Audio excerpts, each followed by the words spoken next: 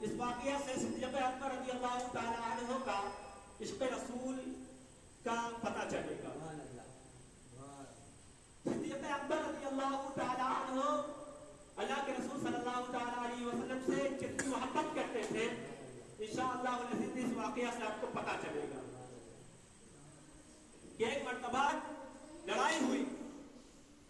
تاجدار مدینہ صلی اللہ تعالی علیہ وسلم کی طرف سے حضرت ابو بکر صدیق تھے, بڑے محبت تھے. ابو جہل کی طرف سے صدیق اکبر رضی اللہ تعالی عنہ کے بیٹے تھے, صاحبزادے تھے. لڑائی کے بعد صدیق اکبر رضی اللہ تعالی عنہ کے بیٹے جو صاحبزادے ہیں اسلام لیا ہے, ایمان لیا ہے. اور پھر جب ایمان لیا ہے تو ایک مرتبہ صدیق اکبر رضی اللہ تعالی عنہ کے پاس ان کے بیٹے صاحبزادے بیٹھے ہوئے تھے. دوران گفتگو کے دوران بعد صدیق اکبر کے صاحبزادے فرمانے لگے, ابا حضور جنگ کے دوران ایک مرتبہ جنگ کے دوران میری تلوار آپ کے گردن تک پہنچ چکی تھی. میری تلوار آپ کے گردن تک پہنچ چکی تھی اور میں نے آپ کو اپنا ابا سمجھ کر چھوڑ دیا تھا. میں نے آپ کو ابا سمجھ کر چھوڑ دیا تھا.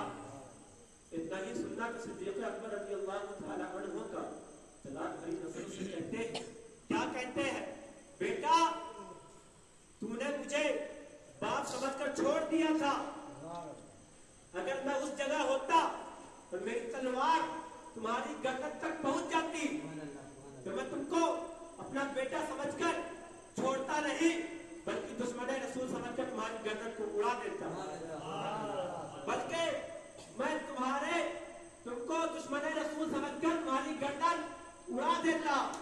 اور برادران ملت اسلامیہ, مومن وہ ہے جو اپنی جان سے زیادہ, مومن وہ ہے جو اپنی مال سے زیادہ, مومن وہ ہے جو اپنے عزت و جمال سے زیادہ, مومن وہ ہے جو اپنے والدین سے زیادہ, مومن وہ ہے جو اپنے دوست و احباب سے زیادہ, ہر ایک چیز سے زیادہ اللہ کے رسول صلی اللہ تعالی علیہ وسلم سے محبت کرے وہ کامل مومن ہے.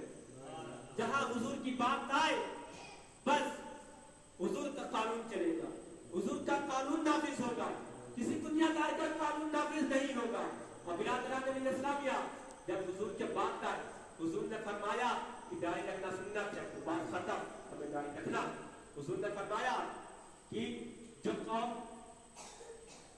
دوسرے قوم کی مشابہت اختیار کرتی ہے وہ انہی میں سے ہے. حضور نے فرمایا داڑھی رکھنا سنت ہے, مونچھیں کٹانا چاہیے. اگر جو شخص مونچھیں نہیں کٹاتا ہے داڑھی رکھتا ہے تو وہ یہود و نصارہ کی مشابہت اختیار کرتا ہے اور وہ انہی میں سے ہو جاتا ہے. اسی طرح برادران اسلامیہ میرے کچھ طلبہ بیٹھے ہیں, میں ان کو بتانا چاہتا ہوں ایک منبر رسول پر بیٹھ کر میری ذمہ داری ہوتی ہے, ایک امام کا حیثیت امام ہونے کے نتیجے سے میری ایک ذمہ داری ہوتی ہے. حافظ قرآن, عالم حافظ قرآن, قاری قرآن کے ہونے پر میری ذمہ داری ہوتی ہے. میں آپ لوگوں کو سیدھی راہ بتاؤں کہ جو بچے جو بڑے غیروں کی طرف بال کٹاتے ہیں وہ انہی میں سے ہیں.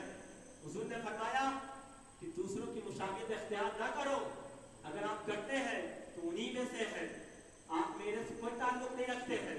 برادران اسلام جب حضور کا قانون آ جائے, حضور کی بات آ جائے تو اسی پر عمل ہونا چاہیے, اسی پر اپنی جان کو قربان کر دینی چاہیے, اسی پر اپنی ماں کو قربان کر دینی چاہیے, اسی پر ہر ایک چیز اللہ کے رسول صلی اللہ تعالی علیہ وسلم پر قربان کر دینی چاہیے.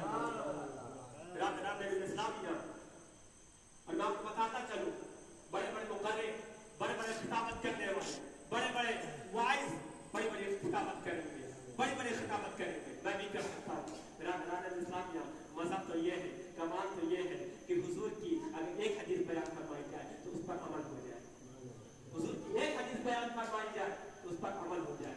اللہ تعالیٰ سے دعا ہے کہ ہمیں نبی کے نقشے قدم پر چلنے کی توفیق عطا فرمائے, انہی کے نقشے قدم پر جیائے, انہی کے نقشے قدم پر مرائے, انہی کے ہر ایک قول و فعل کو اپنانے کی توفیق عطا فرمائے.